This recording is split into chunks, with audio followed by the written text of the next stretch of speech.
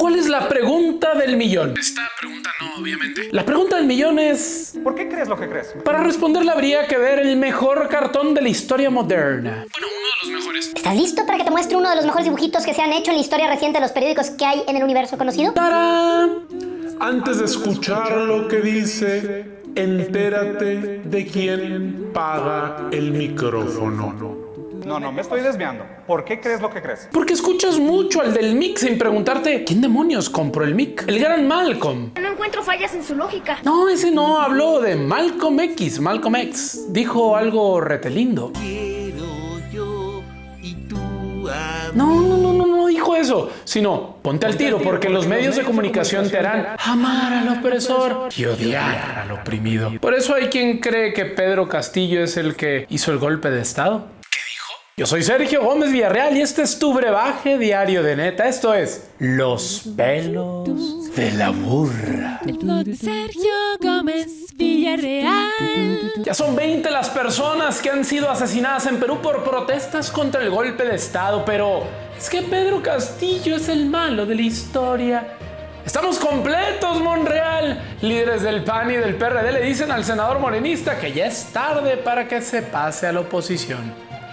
Además, Ciro Gómez Leiva cuenta cómo lo quisieron matar. Andrés Manuel le dice que no está solo y la Ciudad de México ya investiga. Aquí arranca tu no noticiero preferido del universo universal. Te saludo sin más, vamos a las noticias. Hasta el momento de escribir el guión para Los pelos de la burra, al menos, y lo subrayo, al menos 20 personas han sido asesinadas en las protestas de Perú. Protestas contra el golpe de estado, el actual golpe de estado. Pero como no es Irán, con un régimen que no es cuate de Occidente, pues no va a haber tanto problema. Esto que te voy a presentar sucede en Ayacucho.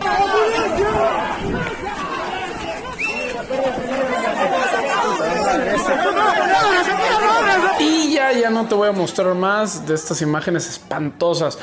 Pero este joven fue herido por exigir otro Perú. Que se respete la voluntad del pueblo de elegir quién gobierna su país. Es lo que estaba exigiendo. 20 muertos, pero ya te lo digo, no escucharás mucho porque pues no es Cuba, no es Venezuela, no es Irán. Es decir, el régimen que perpetró estos ataques contra sus propios ciudadanos no está peleado con las siempre bondadosas potencias de Occidente. Le hace pues Estados Unidos. Perú tiene cerca de 32 millones de habitantes. 18.800.000 personas fueron a votar hace año y medio apenas. 1 millón de votos fueron nulos, 5.6%. 8.700.000 personas dijeron, vamos con Keiko. No, con Keiko Fujimori, que así se llama. Es hija de un expresi muy querido ahí en Perú. Está en la cárcel. El caso es que 8.800.000 personas decidieron que el maestro rural Pedro Castillo fuera presidente de la nación. ¡Ganó Castillo! Pero ganó la rifa del tigre. Porque tras año y medio de intentar gobernar con los obstáculos del Congreso, 3 veces intentaron destituirlo. Ahora, en lugar de informe de gobierno, va a dar pero un informe a los celadores del bote. Le acaban de dar 18 meses de prisión preventiva por rebelión y conspiración. Sí, el que votaron hace poquito, casi 9 millones de personas en un país en el que viven poco más de 30 millones y que no todos cumplen la edad y más requisitos para votar, le dieron un auto. Pero un auto de formal prisión. Es un dictador, bautizado así mucho antes incluso de cometer el enorme error de intentar disolver el poder legislativo. Un dictador que convocó a elecciones para formar un nuevo Congreso y una nueva Constitución. En 9 meses, la gente saldría a votar por quiénes serían los legisladores encargados de hacer esa nueva Constitución. Una en la que, obvio, el Congreso no le impidiera gobernar al presidente y le cambiara 5 veces el gabinete, como ocurrió con Castillo. Pero ahora, esos demócratas, los nuevos, llegaron diciendo que gobernarían hasta 2026. Hasta el 28 de julio del 2026. Es decir, pues demócratas, pero que no son muy fans de las elecciones. Luego la presión los hizo anunciar que adelantarían las elecciones. No a 2026, no, las vamos a adelantar a 2024. ¿Cuál fue la respuesta? Ya, en este momentos la población ya tomó totalmente las calles en Ayacucho.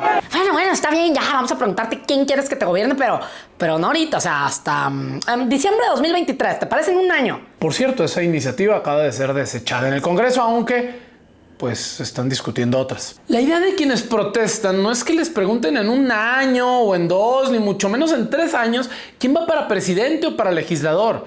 Eso era para ayer, manito, te estás tardando. O sea, como diría aquel otro gran demócrata, pero mexicano, Chente Fox. Hoy. Y en México esto, claro, pues tiene eco. Hoy Andrés Manuel expuso lo que calificó como un acto de prepotencia. ¿Qué? Pues la reunión de la embajadora gringa con la flamante presidente. ¡Ay, chis! Qué raro que aparezca la embajada de Estados Unidos luego de que tumbaran a un presidente de izquierda. Eso nunca lo había visto.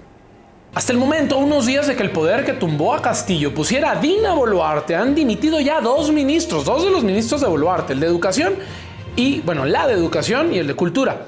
La primera renuncia fue textualmente: la muerte de connacionales no tiene justificación alguna. La violencia de Estado no puede ser desproporcionada y generadora de muerte. Eso lo firmó Patricia Correa Arangoitia, exministra ya de la cartera de Educación de Perú. O sea, duró unos días nada más. Y la otra dimisión va en el mismo sentido. Bueno, pero ¿no se supone que el que hizo un golpe de Estado fue Pedro Castillo? Bueno, eso fue lo que me dijo la televisión. Se supone que también Evo Morales hizo fraude. Eso decían muchos medios al inicio del golpe de Estado, el que sí era golpe de Estado, que no ganó por el 10%, Evo, que era poquito menos, y que pues se tenían que ir a segunda vuelta, que era pues un fraude. ¿Y qué pasó? Corte A, las Fuerzas Armadas pues lo hicieron que huyera de Bolivia, del propio país que había gobernado ya varios años, pero que había ganado las elecciones. Bueno, ¿y lo de Pedro Castillo? Es imposible intentar siquiera hacer un golpe de Estado si no tienes el apoyo de la policía, ni del ejército, ni de los jueces, ni de los diputados. Prácticamente Pedro Castillo se había quedado solo, y su intento de disolver el Congreso, un error, por cierto, fue el intento desesperado de volver a ganar en las urnas con un Congreso constituyente, lo que le negó el poder económico de su país. Sí, ese que lo tumbó. Empecé los pelos con una frase de Malcolm X. ¿Cómo decía? Ponte al tiro, porque los medios de comunicación te harán amar al opresor y odiar al oprimido. Por eso Pedro Castillo, sin duda, es un dictador golpista. No lo olvides. Vamos a un corte comercial y ya volvemos. Gratis el gas, la gasolina, el diésel y la luz. Las Islas Marías como centro recreativo. 2 trenejitos bala para que se vayan de raseros. Ah, y se me acaba de ocurrir que nadie pague impuestos. Muy bien, son 1.000.000 de millones pasaditos. ¿En efectivo o a crédito? No, pues en deuda, que pague el pueblo. El despilfarro de López Obrador lo pagaríamos muy caro todos los mexicanos. No votes por otra crisis.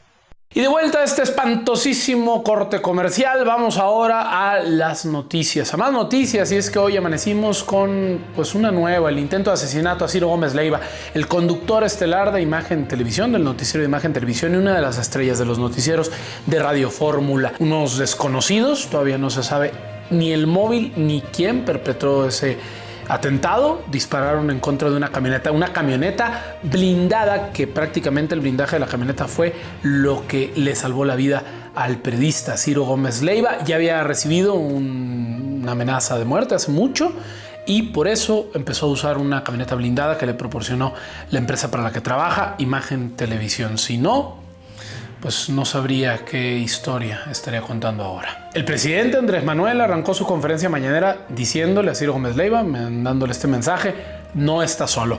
La jefa de gobierno, Claudia Sheinbaum, y su secretario de Seguridad, Omar García Harfuch, ya prometieron que chambearán para resolver qué hay detrás de este atentado que ocurrió en la Ciudad de México y obviamente que no vuelva a pasar. Y aquí te comparto en el cartón del día uno que hice hace más de 11 años, pero tristemente sigue vigente hoy en 2022. Si eso le pasa a Ciro Gómez Leiva, y aquí la reflexión, imagina qué le pasará o qué le pasa a los reporteros locales.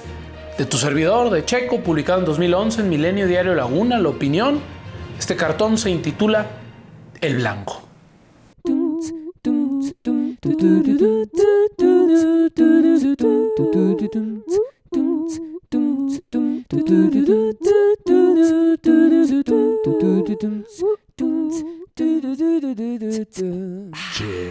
Y aquí luego del cartón del día te invito a que te suscribas, le des like al video, comentes y compartas. Me sirve mucho para continuar haciendo este tipo de videos. Pero hay más noticias en los pelos de la burra. La oposición le cierra las puertas a Ricardo Monreal. Los líderes del PAN y del PRD por separado dicen que el senador morenista quiso cambiarse a Va por México ya muy tarde.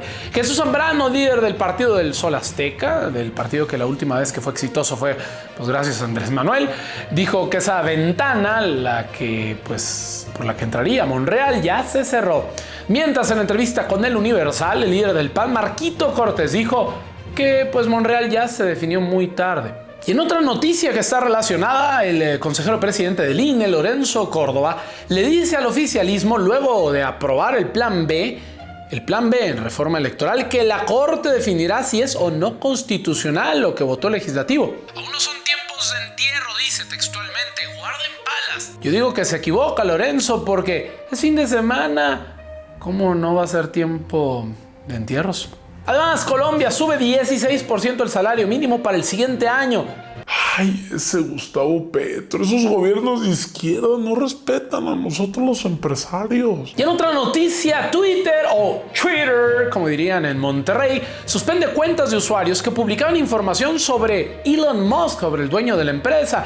Entre ellos, el usuario que hacía un seguimiento del transporte o de cómo se movía el jet privado de Elon Musk y la huella de carbono que iba dejando esa aeronave. Esa es la libertad de expresión en tiempos del capitalismo salvaje.